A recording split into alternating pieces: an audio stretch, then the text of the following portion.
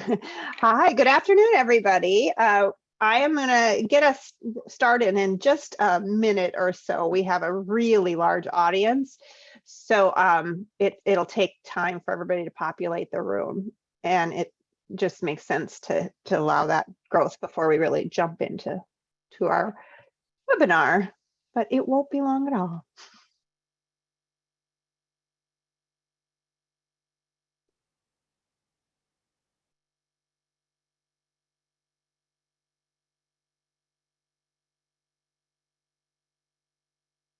Okay. It looks like it sort of slowed down on that jump. We've got almost 200 people already in the room. More will be coming soon because many of you are repeat visitors. I'm sure this first part, we can get through the intros before the content and while the audience still grows. So you're here today at our Thursday webinar, Supported Decision Making Q&A. It's it is not August 31st. That was yesterday when I wrote this. It is September 1st. It's a new month, folks. So there you go. I'm Renee Strummy, and I am the training specialist here at the Minnesota Elder Justice Center. And I just want to make a little note that this is my second anniversary day of work at the Elder Justice Center. So it's pretty exciting to be here. And you'd think I would have gotten the date right when I put on the slides, but it was yesterday when I wrote it up. But you have found us here, the Minnesota Elder Justice Center. We are a statewide organization. This is our mission statement. We mobilize communities to prevent and alleviate abuse, neglect, and financial exploitation of older and vulnerable adults. And we do that with public education, professional education, public policy, and direct service. And always want to make sure to give out the number to reach our victim services advocate. The number to call is 651-440-9312. You can also contact our services victim advocates through our victim services link. There's a form to fill out, really quick, simple, just a name and email and basics there, and they'll get back in touch with you. It's important to know this is a helpline that's available during regular working hours, but you're always free to leave messages outside of hours, and they'll be in touch in that case. And this is where to help navigate through systems and assist in that way. The other part of our work is, of course, this public education, professional education, and you're participating that right now through one of our Thursday free webinars. They are typically on Thursdays at noon. Not every Thursday. We do occasionally have conflicts and holidays to avoid.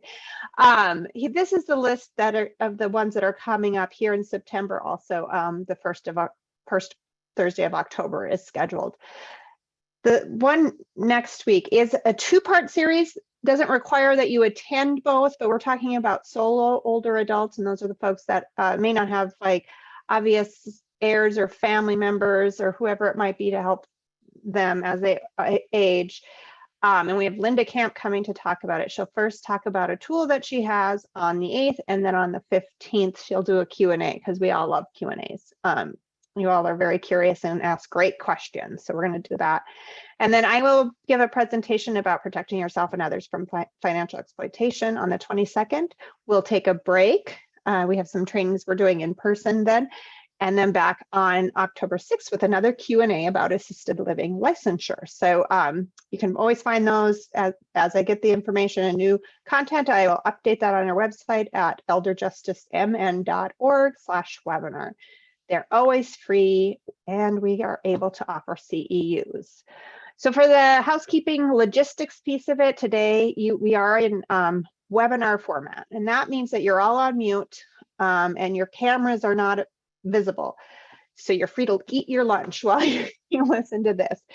But even though you're on mute and you're on not visible, it's really important to know that we are anxious for participation. This is a Q&A session, so we're asking for Q&A. We got a lot of questions submitted in advance, but we also offer you the opportunity to submit them during the webinar itself. If you have questions for Anita or Marit, you or the speakers about the topic, put them in Q&A, much easier to track. The chat box can be for other comments. Maybe you want, because to provide a resource that everybody could see. That might be it, or there's like a logistics question you have. Use the chat box for that. I will be monitoring that and keep up to date there. We also have auto-generated captioning turned on for this webinar, and you're able to toggle that on and off as is best suited for you. If it distracts you, turn them off. If you need them, turn them on. They're not perfect, but they help. There we go. And as we said, there'll be CEU. We are pre-approved for social work credits, and a certificate of attendance will be sent out afterwards. Everybody who is not a social worker can use them to self-submit to their own licensing agency. We also are recording this. Are we recording this? I should make sure that was happening. We are recording this and we post them to our website under the resources video library. It takes about a day to curate. Usually I have it up by the end of the day on Thursday, but sometimes it's Friday. And then of course, most important is feedback, feedback, feedback. So there'll be a survey that pops up afterwards. Please fill that out. I look for that for content, look at ways we can improve it. We know that there's probably desire to move the time around or change, but there's never a 100% good hour for everybody. But I'm welcome to hear what sort of suggestions you might have, both on content and format and all of that. So with that, I also will send the link out in an email after. With that, I'm going to turn this over to Anita Raymond, who's with the Center for Excellence in Supported Decision Making, and Marit Peterson, who's Associate Director at MEJC. And Anita can take over the screen share. Okay. It is recording. I see now the record button. I wasn't seeing it before. Okay, thanks, Anita and Marit. And I hand it off to your able hands and I will monitor the chat. Fantastic. Okay, so this is Anita talking. I am told from our practice session earlier that I'm pixelating today. I'm in a location where I don't have the world's best internet apparently. So I'm going to turn the camera off because I don't want to be forever immemorialized as, what did you say I looked like, Renee? I looked like somebody from a video show. So with all the pixelation. Penelope from Wreck-It Ralph. There we go. Glitchy. So I don't want to do that. And I want to give people headaches. So I'm going to stop my video. I do want to confirm because I practiced ahead of time and now I'm not seeing my, are you seeing just our slide as opposed to my note? Okay. Anita, perfect. I'm seeing just the slides, but not the notes panel. Wonderful. Thank you so much. You got it. So thanks everyone. We have an awesome group of people here today, 322, and I'm hearing we have just shy of 500 signed up. So that's super exciting.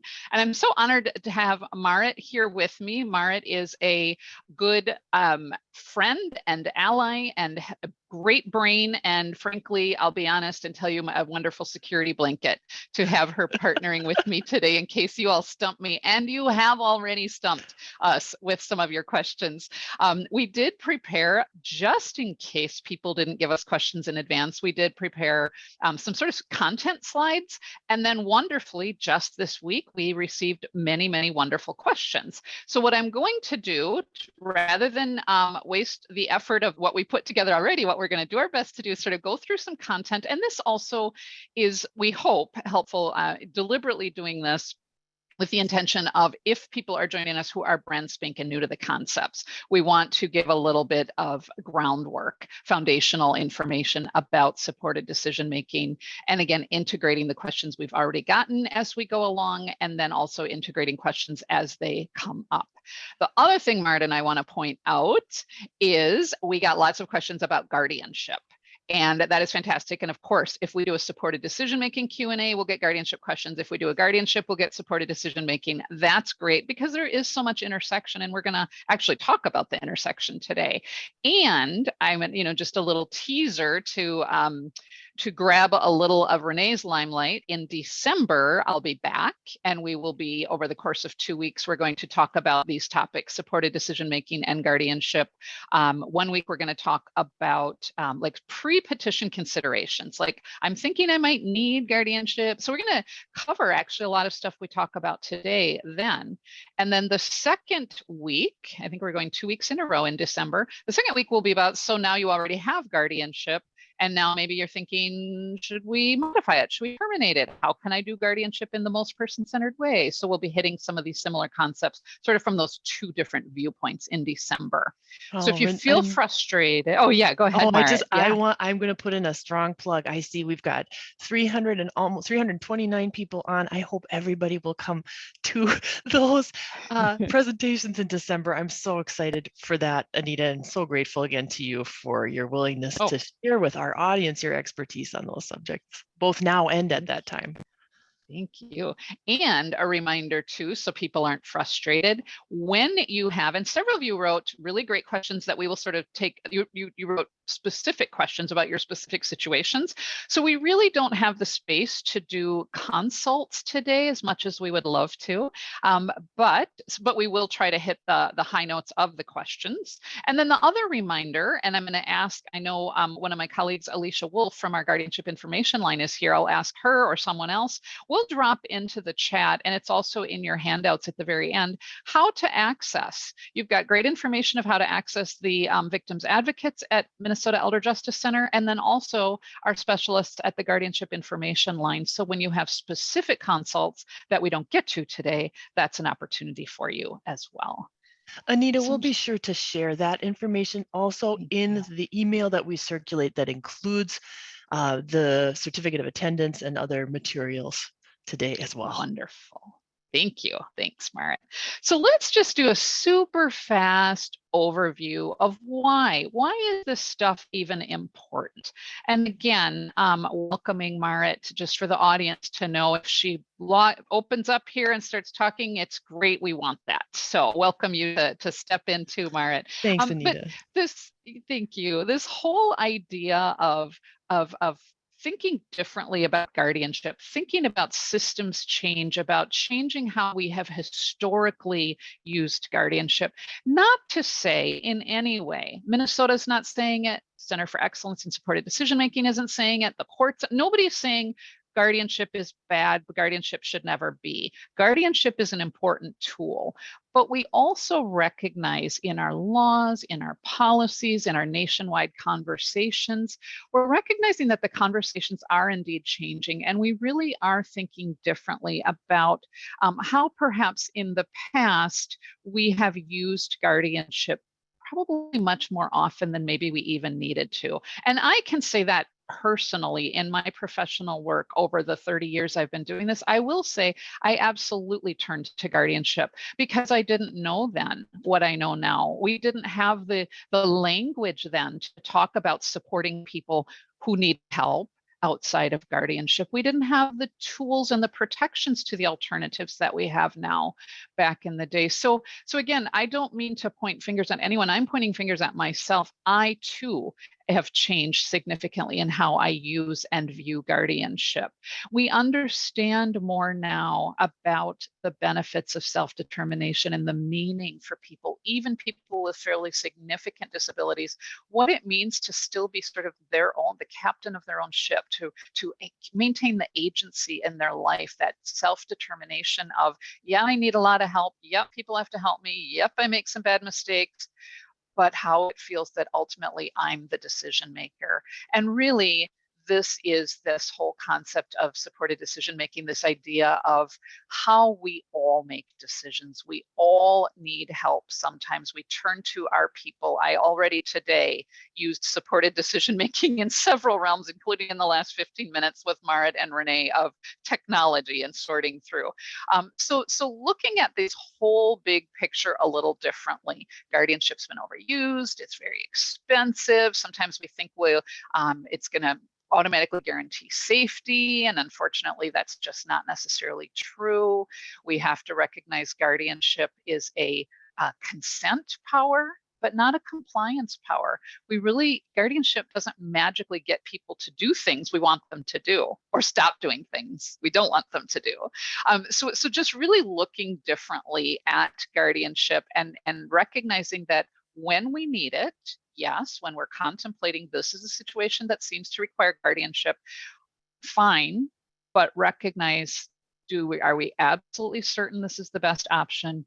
Will the trauma and the harms and the costs associated with obtaining guardianship, are those so strong that the need for protection of a guardianship, does that outweigh the costs and the harms and the trauma that can come with guardianship? So we just, and the loss of rights that comes with guardianship. So we just need to be thinking very, very differently about how we use guardianship and promoting ideals of supported decision making.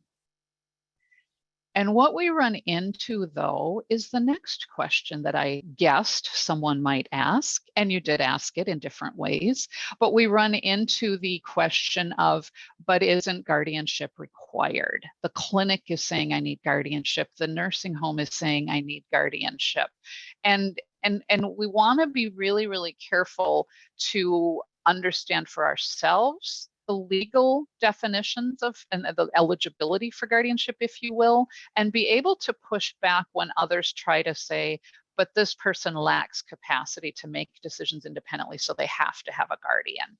And our new law really supports this idea. This went into effect, well, we had a guardianship law forever, but in 2020, we had significant changes to our guardianship law, which refined the definition of an incapacitated person. Whereas we used to focus on a diagnosis and an inability to arrange for services and inability to make decisions independently, now we're saying, yes, diagnosis, an impairment to the extent that the person lacks capacity to make their personal decisions, and because of that capacity, that lack of capacity or that impairment, they're unable to meet personal needs, basic needs, medical needs, et cetera, but they're unable to meet them even when we apply technological assistance, even when we apply supported decision-making assistance. So we have to, so the statute requires us to think a little differently than maybe we used to, that we have to be able to prove with clear and convincing evidence before a guardian is appointed that there's the impairment, there's the unmet needs, and that there's no other way to get the person's needs met. And the statute now tries to prompt us with a list, a not inclusive list, but a list of kinds of supports. If that person has unmet needs, despite however impaired they are, is less important. If they have, because of their impairment and their inability to get those needs met, but we can bring in and connect them with trusted others who can help them understand the decision they face so they can consent to the services. We can bring in community services into their home or help them with a move to a setting that provides more support. The person may be pretty impaired and can't make a complicated healthcare decision, but they're still very capable of saying, I want my sister Renee, I really do have a sister named Renee. I want my sister Renee to be my healthcare decision maker. I don't understand the decisions she's going to make for me, but I trust her. And that's typically, I'm very much oversimplifying, but that's typically sufficient legal capacity to appoint a healthcare agent. And so that person who seems incapacitated, who has medical decisions, can't understand them themselves, but has somebody that can step in officially as a healthcare agent or unofficially as just a supporter to help make that decision for or with, that is a less restrictive alternative to guardianship. And in fact, our statute specifically says that a petitioner must show in the petition and in the court hearing what less restrictive alternatives have been tried, for how long, and why they didn't work. So when providers try to say you have to have a guardian to receive services from this doctor, to move into this care setting, pushing back statutorily, no, we can't. We aren't allowed to get a guardian when we have other ways to get those needs met. Marit, thoughts on that? Refinements on that? I thank you so much. No refinements, Anita, just reflections, and something that I really appreciate about the language that you're using, and an observation that you've made. Really, the shift from emphasis on a person's ability to independently assert themselves towards a recognition that that really isn't the way that we operate in our lives, is truly independently, but rather interdependently. This is language that we think more and more about. And when we think about that, even reflected in the extreme iteration, we know, isolation can be a risk factor and a warning sign for a great deal of concerning experiences. And I sometimes think about our preoccupation with independent decision making, and how that elevates, for some people, what results ultimately in isolation. So I appreciate the recognition of a shift towards this type of decision making, where we look to the people around us to whom we would naturally look for support to participate in these processes. Thank you. Thank you. And we're Yeah. going to get into a formal definition of supported decision making as well, as we progress through. So again, just as a reminder, when people are trying to say we have to have a guardian in order to provide services, that's a pushback. In fact, I've heard a lot of attorneys, a lot of advocacy organizations and individuals say that's actually a violation of the Americans with Disabilities Act to require somebody lose their rights, which is what happens when we're getting a guardian in order to receive services. Yeah. Anita, I'm just listening as I listen to you speak, and I think about some of the questions that we received ahead of time, and then many of the questions that I know come into the guardianship information line, and that certainly come into the helpline, are related to this idea that you posed at the front set of these slides: is guardianship required? And I just appreciate your language so much as an example. So for folks who are listening, who are in a position to respond to those assertions, I am just making a note of what Anita just said, because these are our sample responses that might be useful for those of us who continually run into that message: isn't guardianship required here? And as Anita is pointing at the statute, to say, in fact, guardianship is prohibited here, and that is at least one sample response we could offer. Just wanting to highlight that, Anita. No, absolutely. Thank you. I appreciate that. And that you make such a good point too, of sort of being prepared with some language in your back pocket when you run into that, because sometimes in the moment it's hard to summon up. Yeah, I kind of know, but what do I actually say? So having that language, some of the language on the slide about it's a potential discrimination or violation. It's not, in fact, Minnesota law. In fact, Minnesota law is the opposite. We're required by law to try other approaches before mandating. Absolutely. One of the questions in this, well, I'm going to come back to that question. One of the questions I was about to talk about is, are medical facilities recognizing supported decision-making documents? And I would broaden that a little bit. Are medical facilities recognizing informal supporters in decision-making? And again, some are great, coming along. Some of it comes down to an institutional policy and approach and how their risk management view these issues. But there's a lot of articles out there, a lot of support, a lot of research that seems to indicate, especially in absence of controversy, when there's a family, or family by definition, by choice, or family of the typical definitions, if there's people around that can help consent to something, the medical standards, the American Medical Association, different articles supporting, it's okay, especially in absence of controversy. Let's get off the liability fears, the bandwagon of providers fearing I'll get sued because we don't have legal decision-making authority. It's okay to turn to families, to supporters, whether it's written down in a piece of paper or not, especially when there's not controversy. True is that, Anita. And I think sometimes what gets lost in that question as well is that we may actually have a person who's asserting a very clear decision regarding who they want to be participating in their decisions with them. And so again, looking back to the originator of that decision, what, in the case of a healthcare decision, for example, does the patient, him or herself, express their desire for? And that might be the participation of certain individuals. So it is easy to get lost in the question of what justifies the presence of other people, when oftentimes the answer to that question is the request of the patient themselves. So beautiful. Very well done. Absolutely. And then I was also triggered another thought as you're saying that too. When a provider is saying and a person is incapacitated, we want to be really, really careful there also to advocate when in the question we push back on is incapacitated to do what?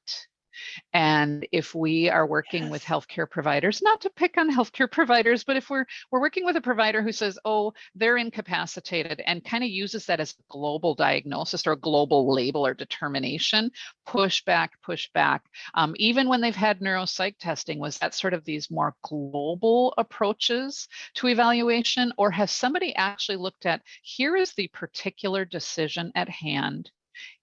Have we explained it to the person in language they can understand, with people nearby them who can explain it again later and reinforce what has been said? Can they understand in the most plain language field what the particular decision is? I don't care what their diagnosis is. I don't care that they're too incapacitated, quote, to do their taxes or to make a complex medical choice, but medical instructions of something I might want at some point in the future. What is the particular decision at hand, and are they capacitated for that particular decision? What's so important about self-determination? I'm going to spend less time on this because we didn't really get questions about it, but we can absolutely come back to it. And you will be getting these slides, the slide deck, when Renee sends out follow-up information.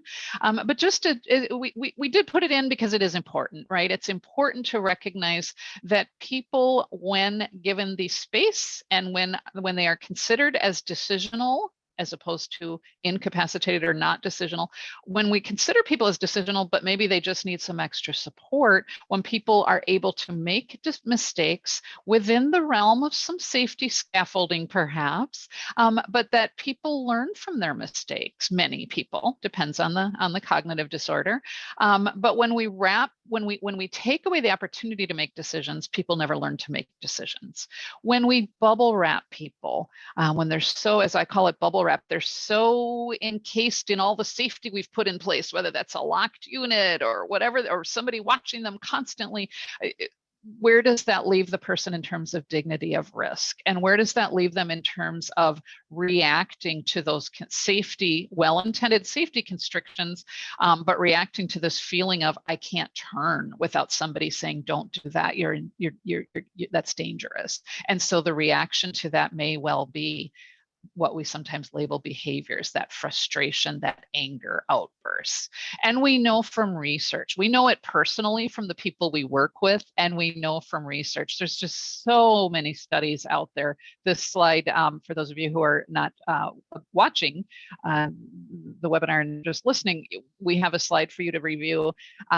This just doesn't even encapsulate all the studies that are out there, but generally speaking, we know that people who exercise, who feel that sense of being, again, the captain of their own ship, or have that agency, the ability to make their own decisions, even if it's with help, studies show, and we know anecdotally, healthier, more independent, more well-adjusted, and paradoxically, perhaps, better able to recognize and resist, and I add report and be believed, abuse that happens to them.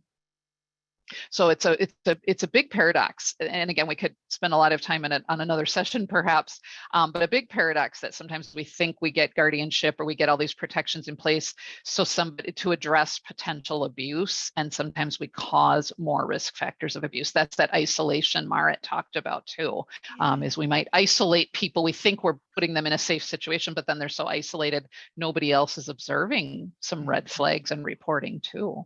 Absolutely. And engaged with our own levels of risk. Renita, you spoke so eloquently about the dignity of risk, and when we're engaged in making our assessments of risk for ourselves, as we do when we're allowed to assert those choices in our own autonomy, then we may be better able to recognize those risks as well. Absolutely. Very well done. So what is supported decision making? I want people to have the legal definition. Minnesota, some people say, oh, supported decision making, we don't have it in Minnesota, so I can't do it. A, we do now, and B, even when we didn't have it, you could do it, but that's a different story. It is now a gift to you as of August 2020.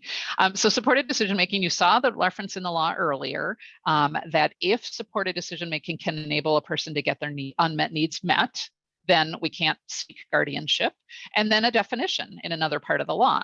And I've given you, and again, apologies for the frustration for those of you who are merely listening and not watching, you have the Minnesota legal definition. I've also provided you with 2 different layperson definitions, all of which are around the idea that it's quite simply, again, how we all make decisions. It's formal or it's informal. It's written down, it's not written down. It's just who I bring with me to show up at the doctor's office, or who I ask to call the nurse at my doctor's office and ask a question. It can be formal or informal. Anytime we're having a person help us understand the decision we face, so then we can ultimately make the decision. That's supported decision making. And so again, when we think about facilities, one of the questions, are medical facilities recognizing these documents? Again, we don't have to put anything in writing. As Marit said earlier, Marit alluded to earlier, the Patient Self-Determination Act, all the laws and policies governing how we provide services, be it social services, be it healthcare, people, individuals, the patient, the client, the consumer, whatever you want to call that individual, have the right, always have had the right to say, this is too scary and overwhelming and I don't understand. I want X to be with me and help me understand it. And now it's in the law. Anita, we So, had a yes, question come in yeah. Ahead of time that did actually ask for a distinction, very reasonably so, and given the way that we have often talked about supported decision making, asking just for a distinction between supported decision making and basically like consulting with your spouse or partner and consulting with your parents or children. And so I wonder, is there a distinction? I have an instinctive response. I would love to hear your response, I mean, at its Marit. heart, And yeah, I mean, I think, yeah. Go ahead. Well, at its heart, I feel that it's not different than than consulting in those ways. Same. I agree. That's exactly right. It is any time, whether I have an an impairment or I don't. I'm turning to other people to help me. I'm turning to my husband for some decisions. Sometimes I know I won't like what he has to say, so I'm going to turn to my friends, right? All of us do it. And yeah, it is not a difference. I think what the difference is, I'll share my history because I've been doing this for over 30 years. And over the years, helping, guiding, recommending, suggesting families, you don't need a guardian because you're there helping and the person you're concerned about is letting you help them. When I would just kind of say it that way, hopefully I said a little more nuanced than I am right now on the spot, and families would go, oh, okay. But when the concept of supported decision-making as that label came onto the scene, which was in the early teens, the 20 teens, when in this picture on this slide, a young woman named Jenny Hatch, who lives with Down syndrome, and in the background is her attorney, Jonathan Martinez, who's sort of synonymous with supported decision-making nationally. They brought this issue to national attention. To our knowledge, they are the first case. Jenny's is the first case where they successfully got her out of a pretty restrictive, well-intended, very protective guardianship that was frankly killing her, not literally, but figuratively was killing her because of the pain and the depression associated with losing her sense of agency that she had had before. So they were able to terminate her guardianship ultimately over a series of court hearings in favor of supported decision making. And so when I heard that term in the news around the time when Jenny's court cases were working their way through, I thought, aha, that's it. Supported decision making. That's a name, that's a term. And so, yes, for those of you who are saying, well, how is this different for how I turn to my friends and family to make decisions? It really isn't. I would say, though, a lot of us who don't live with disabilities tend to not think about it for ourselves because there's a little bit of ableism in our world, in our systems. We sort of like, those people use supported decision making. I just ask my friends for help. Yep. But it's actually all the same, isn't it? Such a good point. Such a good point, Anita. Let me see. I think there was something else I was gonna say. Okay, same thing. Isn't it the same thing? Why would, so another question on that similar topic, they seem like, to someone else was saying guardianship and supported decision making seem like two completely different things. So if somebody can choose and work with a supporter, why would guardianship ever be considered for them? Thank you. I don't know who wrote that, but you're brilliant and you got it. That's exactly right. That's exactly the point of everything we're trying to say today. If you can get your decisions made with a lot of help, with a little help, you don't need a guardian. And historically, people have been told they need a guardian because they need help, because they can't figure it out independently. Versus, as Marit mentioned earlier, interdependence is sort of how we want to start thinking about it. Interdependence, supporting people. This is a really graph. Oh, go ahead. Yeah. Nope, go ahead. Oh, good. Oh, good. This is what Anita, I was hoping maybe you would show this resource. Okay. And I'm pretty sure, Renee, check me if I didn't. I'll send it to you as a freestanding PDF. I'm pretty sure I gave it to Renee for handouts to get to people. So we'll get this to you as well. Mostly I put it in the slide deck to remind me to tell you we're giving you this graphic. This graphic was made several years ago. I think it's still perfect. The only downside to it in my mind is it really is aimed, the language it uses and the examples it uses is aimed at the younger adults. And sometimes it's hard for people to conceptualize that supported decision making is applicable for older adults, for people at the other end of the life spectrum. But it is in many, many ways. And we could tell lots of stories and examples of older adults too, even older adults who have dementia, who are moderate stages of dementia. Again, some of the learning from their mistakes, some of that new processing isn't as applicable to people with a progressive, irreversible disease course. True. But that said, for many people, even in the latter stages, who are able to say, I want to stay home no matter what, all you young people get out of my face and leave me alone, that you just keep telling me I'm not cleaning my house well enough and I'm in danger, leave me alone. If we can work with them towards, okay, yep, I want you to stay home too as long as possible. In order to do that, how about we try? And then we talk about ways to address those vulnerability concerns. And even if the person can't do it themselves, even if they couldn't posit the idea of help, even if they kind of really don't want help, but they don't disagree when help shows up, then, and we're arranging the help for them, they're sort of, now I know this might make people feel a little bit uncomfortable. It might feel a little bit like we're putting our decision making over theirs, but they do still have the opportunity to refuse, to say no when help shows up at their door. And by not saying no and not sabotaging it, and again, the greater ethical piece of we're putting systems in place that promote their goals and wishes.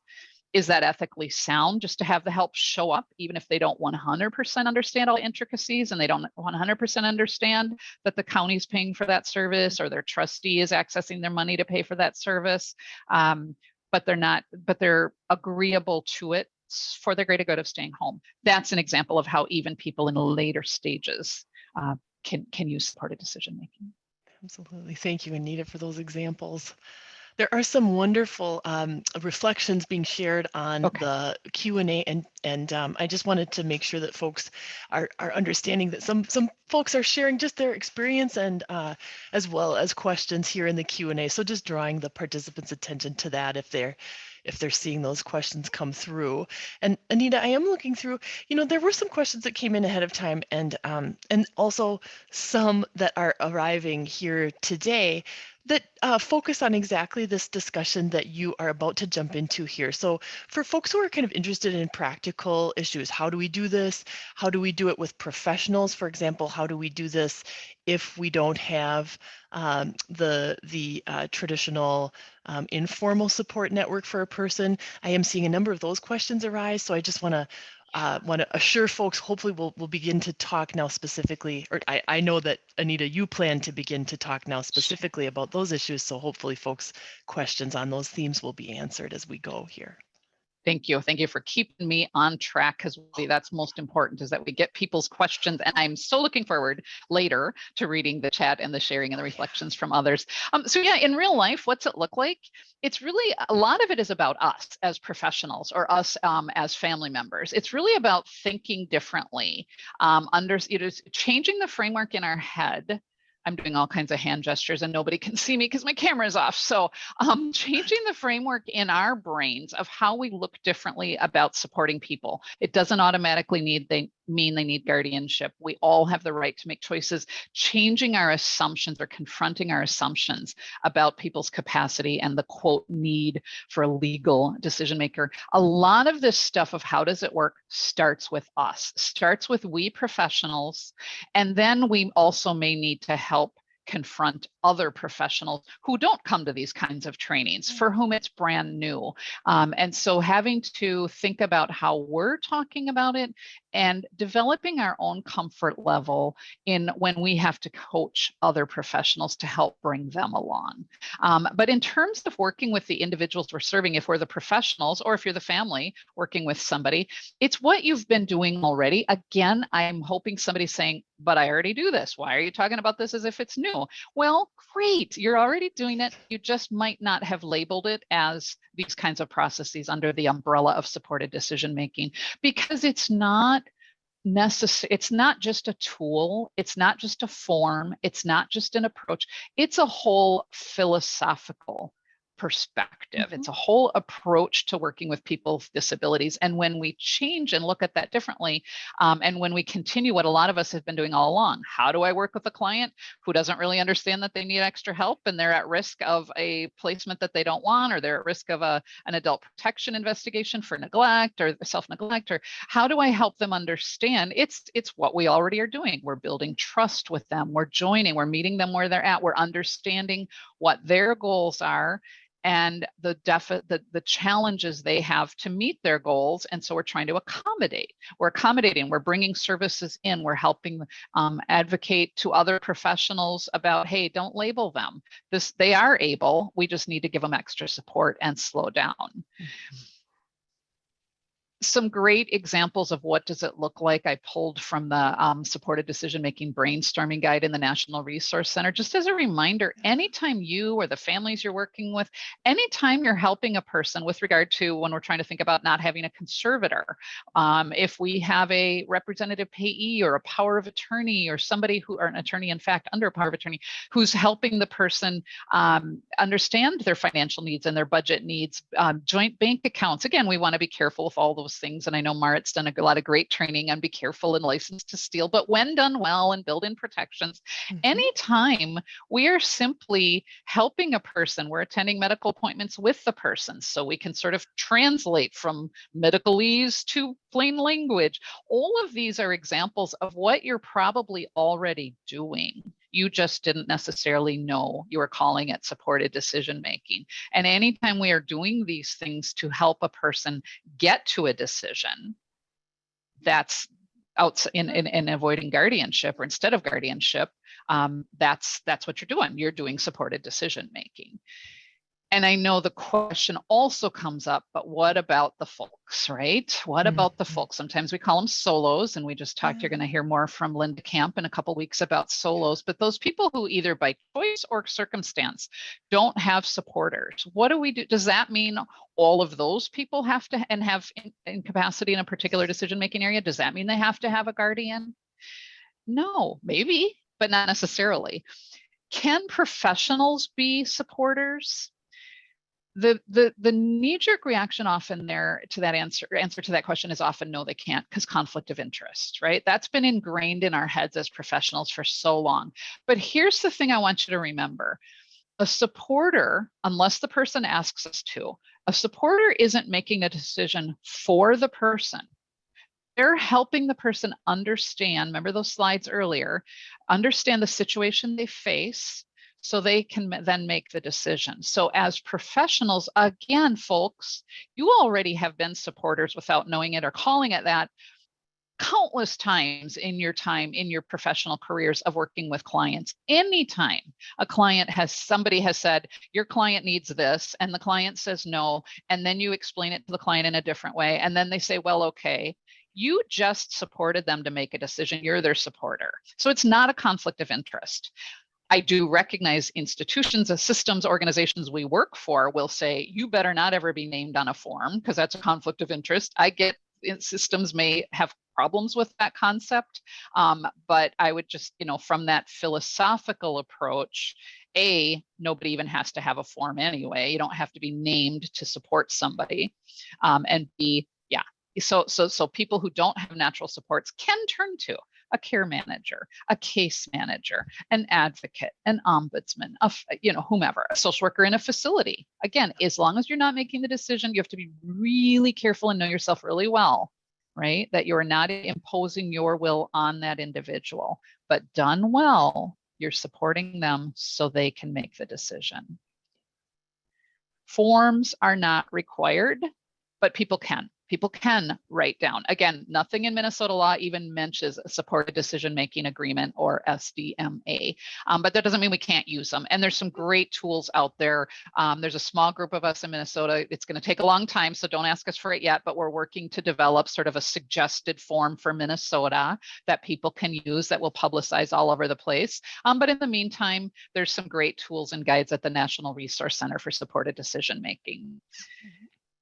I'm going to skip over, but what if people make bad decisions because we don't have, unless we have particular questions to that have come in since, but you have some slides too about what do we do when somebody's going to make a bad decision, either in the supporter they choose, or they're just going to make bad decisions that we think put them in danger. So I've given a little bit of information, just some tips and tools and ideas, and we'll talk about this more in other sessions when we have a little more time. But just some ideas in the slides for you to reflect on later about some ideas to try to help a person to find that elusive balance between helping a person and maybe leveraging what's important for the person's health and safety, but leveraging what's important to the person, the things they do want to do, their hobbies, their interests, where they do want to live, leveraging what's important to them to then also navigate and getting to what's important for them, that making sure health and safety. So finding that elusive balance. I can come back to these. Again, I gave it to you as a little resource, but not spending a ton of time on that unless it makes sense. But I want to hit on, is it going to work for everyone? No, it isn't. Fact of the matter is, there are going to be people for whom they just don't have the insight to their needs. They are just ever refusing, can't recognize the need help, resisting. We can't overcome the resistiveness. They're sabotaging all the efforts, and they meet the other criteria for guardianship. Some people are still going to need guardians, but we just want to be careful to not go there until we truly have, unless it's an emergency, until we truly have worked through the other options, the less restrictive approaches. And I'm always pausing for Mart to jump in if there's a question on this section I should pause for. I am watching, and thank you, Anita. No, there are again more questions coming in. I'm so grateful for folks. Some questions that are along the lines of case consult, just with some level of detail regarding individual situations. So thank you again for those who are articulating that, and hopefully we are able to offer some more kind of broad analysis of the themes that are arising in those questions. Often again. Questions about the practical implementation when there are perhaps not obvious supporters available in an informal context. Some questions arising about what we might consider other less restrictive alternatives that are not necessarily supported decision-making, so use of healthcare decision-making tools, healthcare agent decision-making, as well as durable power of attorney, both for healthcare and for financial decision-making. And these are great examples of less restrictive alternatives to guardianship and conservatorship. And so just seeing some discussion here on the Q&A about some of those tools as well. And we have talked about tools like durable power of attorney and healthcare directives before, and we will again. So just wanting to reassure folks that we'll always be here to talk more and at a greater level of detail about those less restrictive alternatives as well in future webinars. Fantastic. So just quickly, I don't think we had particular questions about this, although we did. I mean, it was related to aren't they kind of the same thing? Yeah, this is great. I think I love this slide, Anita. This helps me conceptually very much. Yeah. Thank you. I'm glad you do. So some people love Venn diagrams. Some people just different visual paths in their brains. What I like to talk about here is all roads. Our road leads to, or all practices in the Venn diagram, everything in guardianship, everything in supported decision making by definition is or should be person-centered. Guardians, even if we need that level of protection, people still have rights. It's protected in the Bill of Rights for guardianship and conservatorship that people still be involved in the decision making. So guardians need to be person-centered, providing individualized the service that the individual needs. But I argue, and not everybody agrees with me, so I'm going to say that very clearly. Not everyone agrees. But I argue, and our office takes the position, that when we get to the point of guardianship, because the person absolutely can't utilize supported decision-making, they still have dangers, unmet needs, et cetera, or let's keep going down the path on our path to the left here of let's try to keep supporting them. When we get to that junction, they're not the same thing. And I mentioned that I mentioned that in the realm of we professionals imposing our decision making on a person. It's in that same realm of conversation with regard to a guardianship. We cannot deny in the best, most person-centered, most skilled guardianship relationship, a guardian has been granted the legal decision-making power corresponding with the decision-making right that was removed from the individual and given to the guardian. So a guardian by definition may say they're making decisions with the person, and that's lovely. What they're saying is they have taken the person's opinions and wishes and preferences, and they consider and their resources and their skills and their deficits, and they put that all together when they made a decision for the individual in the most person-centered way. But a guardian is and always will be the decision maker for the person. Supported decision making, again, not everybody agrees, but supported decision making, in my view, is a separate thing. It is when the person themselves makes the decision or authorizes someone else to make the decision for them through a healthcare directive or power of attorney. Making decisions with the person versus making decisions for the person. They are not supported decision making. Specifically in this Venn diagram does not have that intersection that we think of when we think of Venn diagrams. So therefore, is this even really a Venn diagram? But I digress. The visual for you to think about it either one of those ways. Appreciate that. And I think it is a Venn diagram here, Anita, because we see that contained within the broader idea of person-centered practices are concepts of supported decision-making and concepts within guardianship. As Anita said, the best guardianships are person-centered guardianships that are using what we might think of as a plain, like just a plain language definition of supportive principles, but is not supported decision-making in this structure. To your point. Thank you. So my last question I thought someone might ask, but you didn't, and you'll have the graphic. How many states? How many states have it? So this was my attempt at a graphic between the red and the blue, and Texas is obviously striped, but all of those states actually are striped. The states, all of the states that are not gray, that are not light gray, either they're red or the blue striped, have references to supported decision-making, have at least, like Minnesota, at least a definition of supported decision-making in their statutes. The blue striped states, in addition or instead of defining it, have a specific sanctioned state-supported form or a required form, or the requirement that someone use a form. So when you add it up, I think that means, I think total there we are representing 17 states plus the District of Columbia. So it's spreading. when I first started giving these talks, when the Center for Excellence in Supported Decision Making was established in 2016, I think we said Texas. And then we said Texas and Delaware. And then pretty soon I couldn't keep track because now we have 17 and maybe even more. This data might even be a tiny bit old because things pass all the time. So that's exciting. Isn't that exciting? I think so. Very exciting. The first state in the Yes. union, Texas. So be nice to Texas if you're inclined to. Sometimes people are mean to Texas and say they're a little backwards or something. I would never say that, but Texas was the first state in the union to have it. So that's kind of cool. What else? I'm going to let Marit pull up or Renee pull up more specific questions in the last 7 minutes. And while you're doing that, I just want to filter through or stream through the rest of the slides to remind people of some of the resources we are also giving you. I want to thank the Department of Human Services and the Board on Aging for some resources, so contracts to keep us operational and being able to do this. Oh, and I should say too, we are also going to be doing a lot of trainings. The trainings we're doing in September, in December, we're also getting support from the Minnesota Judicial Branch to go out and provide trainings to judges, attorneys, guardians, families contemplating guardianship, and looking at and court visitors. So if you ask, well, I understand it, but then the judges keep presenting, keep appointing. We're trying.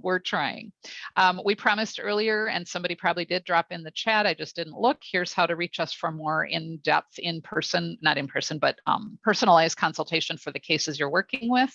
We have a newer, the last couple years we have offered, I no longer say new because it's been in effect since 2021, but a drop-in clinic the first Wednesday of the month where we sit in a Zoom room or actually Microsoft Teams room and try to address questions in real time then.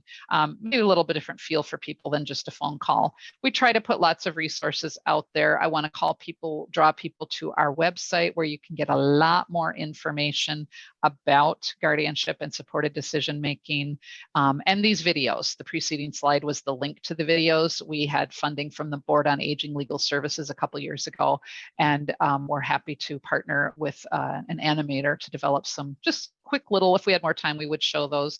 We also published a couple resources for individuals about best practices in supported decision-making and a guide to supported decision-making. External resources, think about WINGS, the Working Interdisciplinary Network of Guardianship Stakeholders. And I'm talking through all the time for questions. So I want to stop and land here. Awesome. And then see what else Marit has to challenge me with or react to. I think we're both actually challenged to respond to this, Anita, which is the question about what happens about abuse and neglect or maltreatment within the context of supported decision making. There were a couple of questions that asked, how can we ensure that people are going to be safe in this context?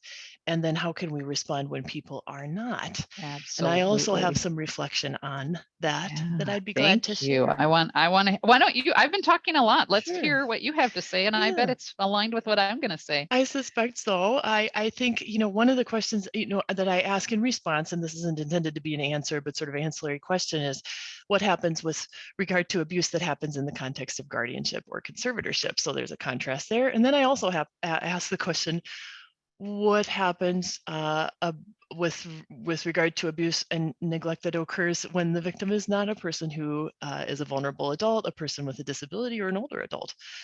So what happens with abuse and neglect? We're concerned, of course, in specific when a person is vulnerable and may not be able to report their experiences in traditional ways. And nonetheless, when we talk about oversight, really, it becomes a question of community safety and community engagement. And so when we think about abuse that happens in the context of guardianship and conservatorship, sometimes those arrangements, as Anita and I discussed or perhaps alluded to in our conversation earlier, actually create some isolation and can create a situation that actually is just as potentially risky in that regard. So that's just a little preliminary reflection, Anita, that I think in the context of supported decision-making, we're really looking to work collaboratively to achieve exactly safety. Right. Yeah, and we don't mean to say, well, guardians abuse too. We don't mean to do that kind of reaction, because that No, just yeah, is true that. never a good conversation when somebody just Mm, throws it back. Well, guardians abuse. But point true. being, and I think it's I love to quote other wiser people than me, Ben Ashley Wortman, who is in over at DHS Disability. He has a wonderful quote that we should cross stitch and frame. But basically, if I remember correctly, the quote is essentially, it's not systems that create safety, it's people that create it, Yes. right? So whether you are getting support informally, whether you have a guardian, whether you live in a care center, whatever the situation, it requires someone else to notice that something doesn't look right. And then you do all the same things. You run it by MEJC. Is this what I'm seeing? Is that what I think I'm seeing? You don't hesitate. You call Mark, the Minnesota Adult Abuse Reporting Center, whether it's a guardian, whether it's a supporter, whether it's a nursing home aide, whomever it could be, it's the same. You see something, you say something. We can't rely on, but people are less safe if they don't have guardians. It's just frankly not true. And also, I may be safer if I have a guardian. Should you put me under guardianship? I may be safer if I stay in my bedroom with the door locked and never leave, because then nothing bad, I'll never fall off my bike. I'll never get bit by a dog. I'll never get a tick-borne disease from hiking.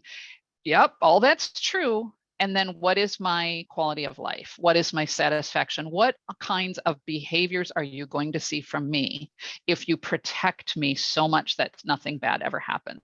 So we use that concept in our office, and forgive me if I get it wrong, but we try to think about, when we're working with people, as safe as necessary, not as safe as possible. Because as safe as possible, A, is impossible. And B, if we do as safe as possible, again, any of you, I'm looking to Mart, I know you have young ones. If we, like, nothing bad can ever happen to them, I'm going to build the bubble wrap around them. They can never leave because someone might abuse them. Yes, someone might. That's awful that someone might abuse them. And so how do we counter that? Whether it's a kid, whether it's a person with a disability, this is what it looks like. This is what it feels like when somebody is crossing your boundary. This is who you tell. You tell a grown-up, you tell your social worker, you tell. So building in recognizing an awareness, and then see something, say something. I don't mean to be flippant, but I hope that helps. That's incredibly helpful. And I think those are really practical responses to that question, Anita. I appreciate it a lot.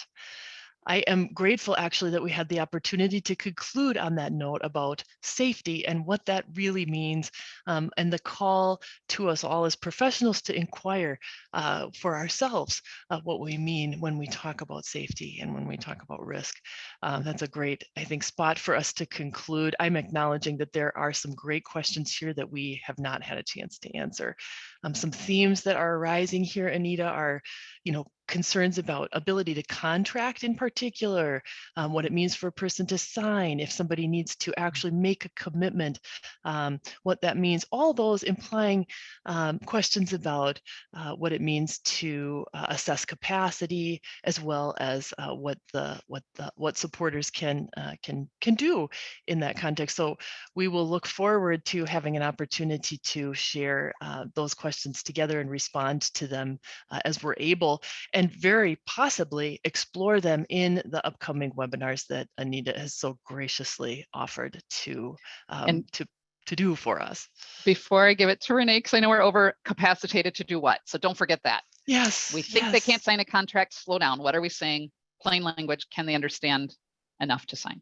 Thank you. I'll be quiet. No, thank you, Anita. That's Oh, absolutely it. Capacity. we can be flexible. We are losing people, of course, as they have allotted this hour for themselves. I'm thankful for Anita and Mart for this great information and providing this to everybody. I'm going to go ahead and close this out with just a few items, but I wanted to point out the survey is going to pop up. I think there might have been a tech issue where chat was not enabled for anybody. So I had one or two people tell me whether chat was even available to you. As some of the questions we got were not. That's just a small tech question I'd love your response for. Thank you to everybody, and I will be sending out these slides. The recording will be posted within a day, and any additional links and handouts will also be coming your way. Thank you both, and have a great week and a Labor Day weekend. Bye. Oh, thank you, everybody. And thank you, Anita, so much for your generosity and expertise to us. We tremendously appreciate it. Bye.